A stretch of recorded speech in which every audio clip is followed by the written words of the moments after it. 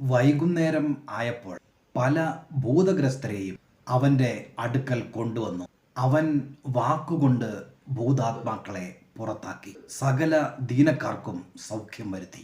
അതായത് കർത്താവായ യേശു ക്രിസ്തുവിൽ രോഗസൗഖ്യം നിശ്ചയമായും ഉണ്ട്.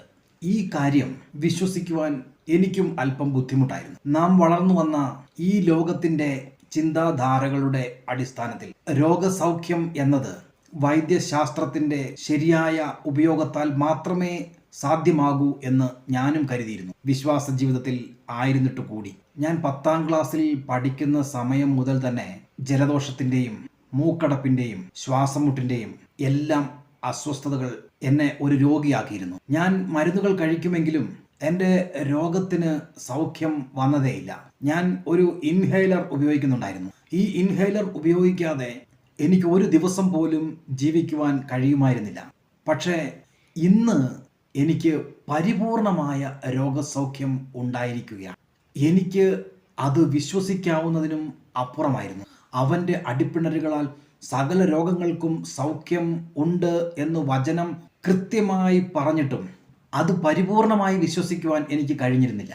എന്നാൽ കർത്താവായ യേശുക്രിസ്തു ഭൂതഗ്രസ്തനായ മനുഷ്യൻ്റെ ശരീരത്തിൽ നിന്നും ആത്മാക്കളെ പന്നിക്കൂട്ടത്തിലേക്ക് പറഞ്ഞയച്ചപ്പോൾ ആ പന്നികൾ കീഴ്ക്കാം തൂക്കായ പർവ്വതത്തിൽ നിന്നും അലറി ഓടി വെള്ളത്തിൽ വീണ് മുങ്ങിച്ചത്തു എന്ന വചനഭാഗം വായിച്ച് വിശദീകരിച്ച ഒരു പാസ്റ്റർ, ആ പന്നികൾ എത്ര മാന്യരാണ്!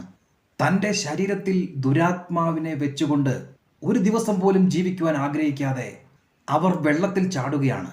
ഹേ മനുഷ്യ, നീ എന്തിന് രോഗാത്മാവിനെ വഹിച്ചുകൊണ്ട് ഇങ്ങനെ ജീവിക്കുന്നു എന്ന് ചോദിച്ചപ്പോൾ ആ ചോദ്യം എൻ്റെ മനസ്സിൽ ശക്തിയോടെ വന്ന് തറച്ചു. എൻ്റെ വിശ്വാസം കുതിച്ചുയർന്നു. അന്ന് ഞാൻ ആ ഇൻഹേലർ ഉപേക്ഷിച്ചതാണ്.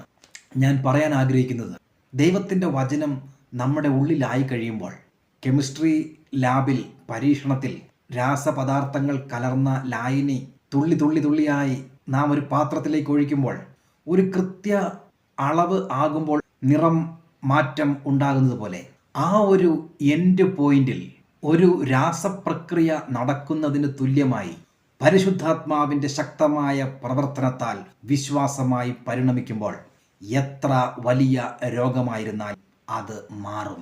എൻ്റെ ജീവിതത്തിൽ ഞാൻ സ്വപ്നത്തിൽ പോലും ചിന്തിക്കാതിരുന്ന, എനിക്ക് അവിശ്വാസം പോലും ഉണ്ടായിരുന്ന ഈ രോഗത്തിന് സൗഖ്യം വന്നു എങ്കിൽ പ്രിയരെ, ഞാൻ ഉറപ്പിച്ചു പറയാം, നിനക്കും രോഗസൗഖ്യം ഉണ്ടാകും.